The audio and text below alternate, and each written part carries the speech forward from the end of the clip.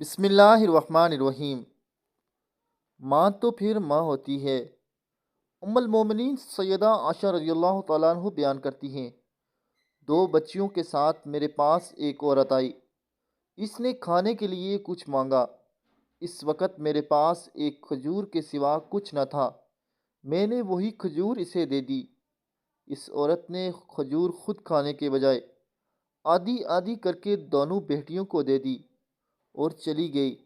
نبی اکرم صلی اللہ علیہ وآلہ وسلم تشریف لائے تو میں نے آپ سے یہ واقعہ بیان کیا۔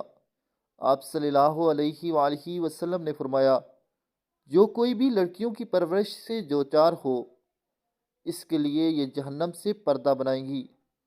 دعا ہے اللہ پاک ہماری عورتوں، ہماری بہنوں کو اپنے ماں باپ کی خدمت کرنے کی توفیق عطا فرمائے۔ آمین ثم آمین۔